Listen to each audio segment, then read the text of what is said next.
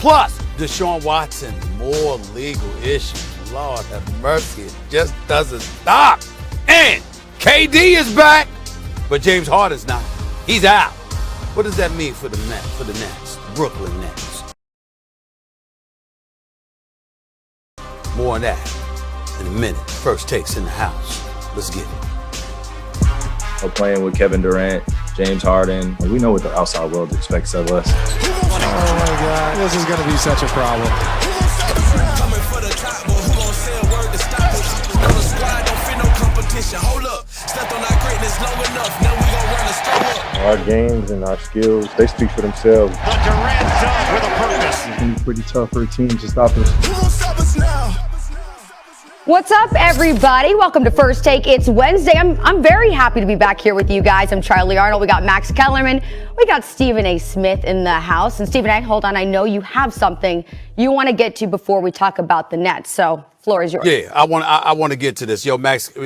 Yesterday we were on our First Take. I want to start our First Take by I'm torn because on one hand I want to apologize to the folks from ESPN.com, but I also am starving to get at the idiots on social media. I actually, people actually took me seriously when I was talking about how dudes at ESPN.com who came up for the top 25 under 25 list, they were taking me seriously when I was talking about people needing to be tested, which is something I say all the time. I can't count how many times I've said that to you, Max. I can't count how many times I've said that to other analysts who've come on the show when I've disagreed with somebody. People have got at me with my A-list and other things. It's all part of television. It's what makes television fun.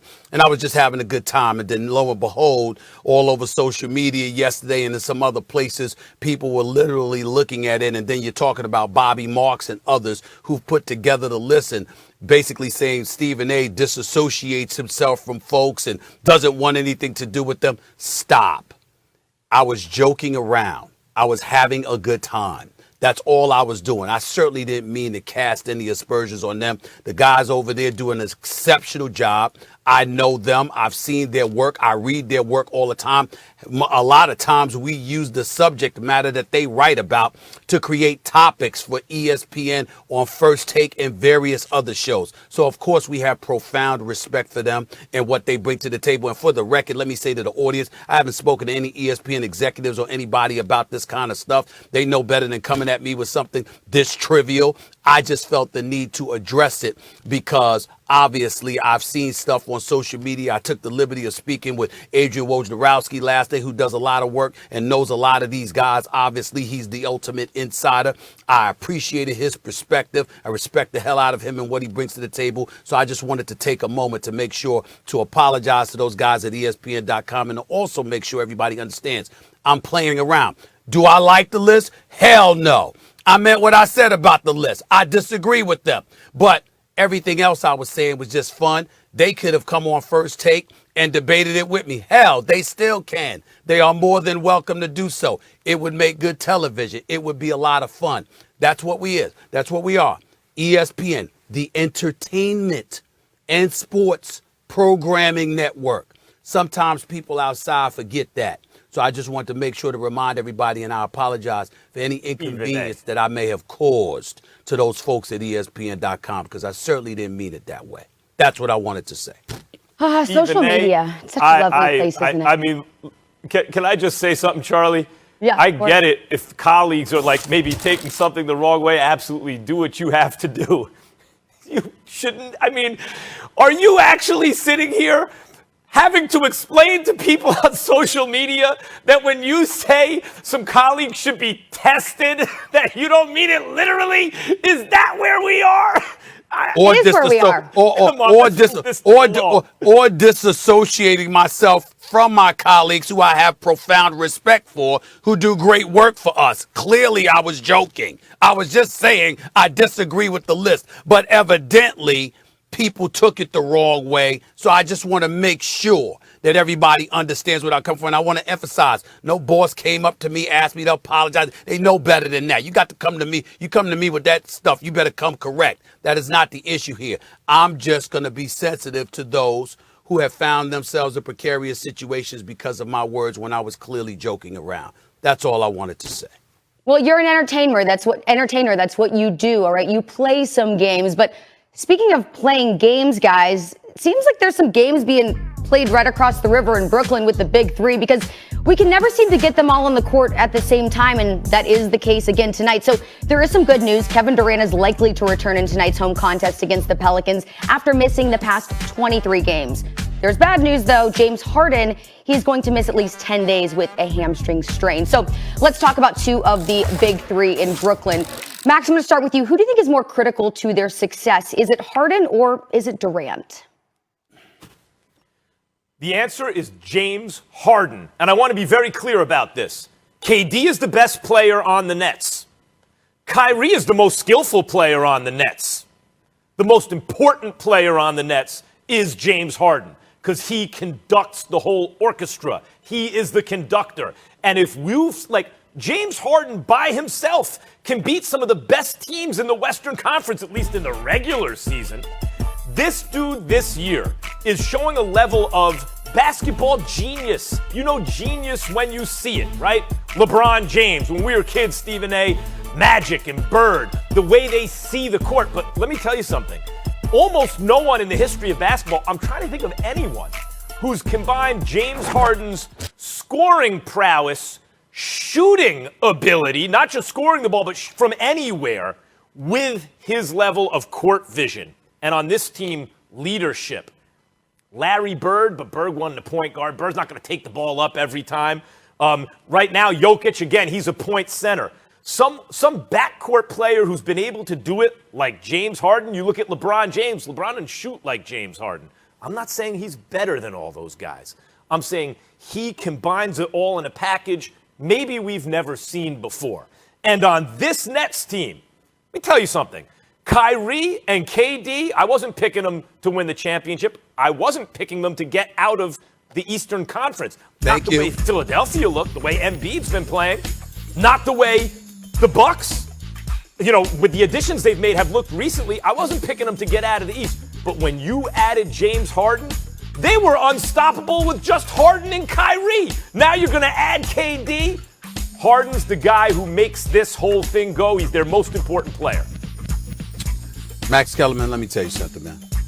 Let me tell you something. Now, look at me, Max. Look at me and put me on that split screen and turn off these highlights for a second, because I want Max to look at me. You understand what I'm saying? Oh. Max Kellerman, I should be tested. You should be tested. You should be tested, Max. Are you okay with that? Are you okay with that, Max? Social media right you okay with that? You should be tested. Wham! Okay, you should be tested, okay? I'm going to tweet it. Wait a minute. I'm tweeting it. Stephen A. said here we go. Should be tested. Go ahead. I'm just going to send out a Max tweet. Kellerman. All right, that's just the way it is. Here's the deal, y'all. Max Kellerman, let me tell you something. I would remind you that Kevin Durant missed the entire 2019-2020 NBA season. Not just the season that was halted, but the season that resumed that summer in the bubble, last summer in the bubble, and ultimately causing this season to start in December. That Kevin Durant that was out damn near 18 months because of an Achilles tear came back, Max Kellerman, and in the 19 games that he played, and the 18 games that he started, because one game he didn't start because they were telling him he couldn't play because contact tracing and all of this other stuff. Then he played, and then they pulled him from the damn game. That game, even with that included, Kevin Durant is averaging 29 points on 52% shooting and 43.4% from three-point range. And by the way, I might add 87% from the free throw line. This dude is lethal. He's a marksman. He's a sniper extraordinaire. And I'm telling you something right now. With a healthy Kevin Durant, a rookie coach that's never coached a day in his life on any level, and Steve Nash can win the championship. Without Kevin Durant, they might not even make it out of the East. That's how dramatic of a shift it is for Kevin Durant being in the lineup compared to him being out of the lineup. He is clearly the most important piece to the Brooklyn Nets. Now, Kyrie Irving is box office. He's a showstopper. You walk through the turnstile. Let me tell y'all something right now. If Kyrie Irving looks you in the face and tells you he wants to play, or gives the impression that he wants to play, that's all you need to see or hear to know he's the greatest show in basketball. Kyrie Irving is box office. You walk through the turnstiles to watch the show he will put on. Make no mistake about it. And he's been spectacular this year.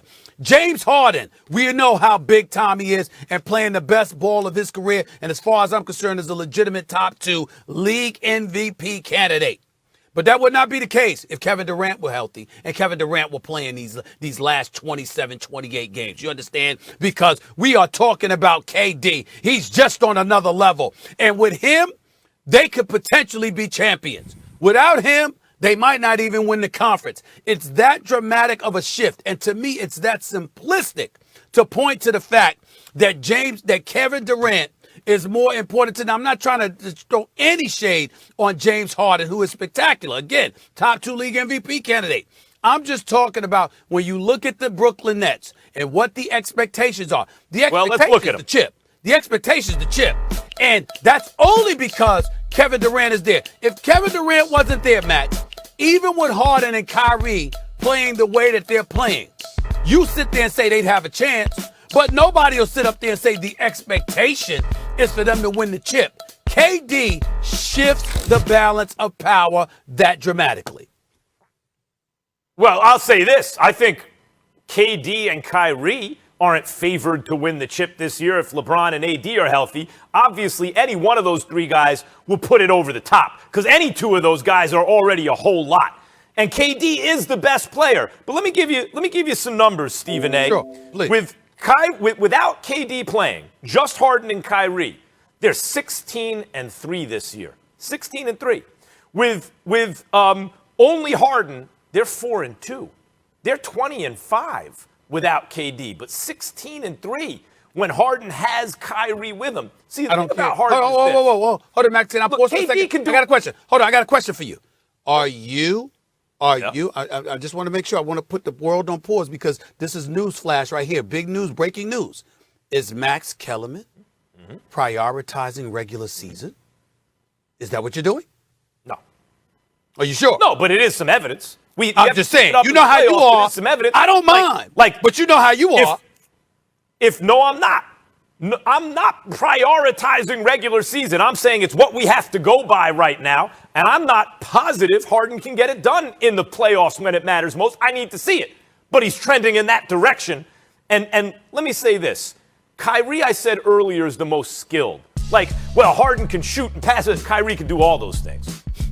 But Harden combines it with a court vision and wisdom. When to deploy those skills, that's different. That's why Kyrie knew, because Kyrie is smart, because, okay, you're the point guard, I'm the off guard. He could see the way Harden conducts the whole orchestra off ball when they need to, and he can score from anywhere and all that stuff. KD is 7 feet tall. So, of course, he's the best player because he can also do it all, but he's not normally going to initiate your offense. Harden is the key. Stephen A., when all 3, just Harden and Kyrie, forget the 7-footer who can do everything, will challenge at least in the East, if not for the whole thing. Again, 16-3 without KD. You add KD, I'm telling you right now, no one, it doesn't matter if the Lakers, anyone's healthy. If the Nets are all healthy, I don't see anyone taking them 7 games in the NBA. Well, first of all, Captain Obvious, nobody needs a soliloquy from you when it comes to talking to us about the skill set that involves James Harden, Kyrie Irving, and Kevin Durant. That's number 1. Number 2, it's nice to hear you say that Kyrie Irving is smart because you spent quite a few years questioning his intelligence because of his comment about the earth being flat. You never let it go. I'm just saying. That's you. I'm just saying. But you didn't have to live on it for years. But you did. 2 + 2 is 5. What am I going to call you a genius? You wouldn't let it go. That's all I'm saying. You wouldn't let it go. That's number 2. Number 3. You talked about how the Brooklyn Nets wasn't even going to get out of the East because of their defense. I told you all it needed was marginal improvement, and you'd see. And all of a sudden, you've come around. That's number 3. Number 4, let me remind you. Marginal? Say what? What you talking about? It's not marginal. What you talking about? It's not marginal. It wasn't marginal improvement. It was enormous improvement. No, it was marginal. It's continued to improve, but you jumped on the Nets bandwagon, what I'm saying, after marginal improvement. I'm not saying it's only marginal improvement now, but you jumped on their bandwagon when it was marginal, which I told you was going to happen, because when you can score like that, you don't need to play stout defense all the time. You can still they can actually give up 119 points a game and still win. This is who they are. And so when you look at it from that perspective, understand this is what they're bringing to the table. In the end, end. The X factor is KD. This dude is that dude. If you have him healthy, you can win the chip with Harden and KD. You can win the chip with Kyrie and KD. You cannot win the chip without KD, with Harden and Kyrie. You can't do it. You're not going to. Maybe with Kyrie and KD. Maybe.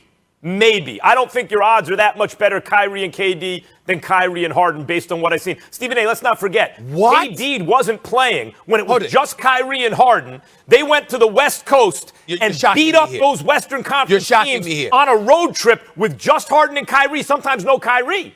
You're shocking me here. You're telling me that the odds are not that great of a difference with Harden and Kyrie compared to KD and Kyrie? Is that what you're telling me? That's right. Are you insane? That's right. I wouldn't pick Are you Kyrie. insane? No, I wouldn't pick Kyrie and KD to win the whole thing this year. Harden wasn't on this team. I don't think the Nets would win the championship this year. With Harden, I don't think they can lose. That's not what I'm asking you. That's not what I'm asking you. I'm saying, forget the championship for the second. I'm saying stick to the odds. Are you telling me that the odds are literally slim in terms of difference between Kyrie and Harden and Kyrie and KD? That's insane. Yes. That's insane. That's what I'm telling you. Oh, Yep, God. I'm telling you. Oh, Lord. That's what I'm telling you. You should be tested. You should be tested. You should. You should. Did you watch what Harden and Kyrie were doing this year? I don't care. They were I don't care. It's not the playoffs. It's not the Stephen playoffs. A., okay, wait. You know what? Okay. Whoa. You got me there. That's assuming Harden continues to improve in the playoffs. But based on the evidence from this season, Stephen A., KD basically hasn't played. They have the best record in the East. He hasn't gotten there yet. They got the best record in the East. The difference for the Lakers was Anthony Davis, okay? Because you know what he brings on both ends of the floor, particularly defensively. You look at the Greek Freak. You know what he brings, okay? You look at the Joker. You know what he brings. Tell me one team in the entire world that has an answer for a healthy Kevin Durant. There is no answer. There is no answer. Zero. Not on a team with Harden and Zero. Kyrie, there's not. Zero. And there's no answer for Kyrie either if he's got that kind of help. There's no answer. Not for Kyrie. Yeah, but you know why?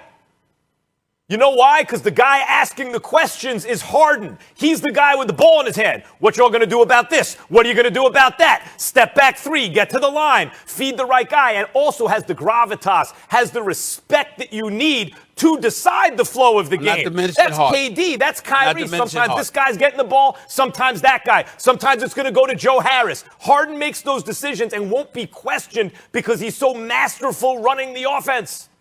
You can say that all you want to, but when you've got a guy like KD who's 6'11" with a 7'6" wingspan and can pull up from 30 on the regular, there is no answer for that. Lots of questions, lots of answers. It's test time, ladies and gentlemen. Guys, get this.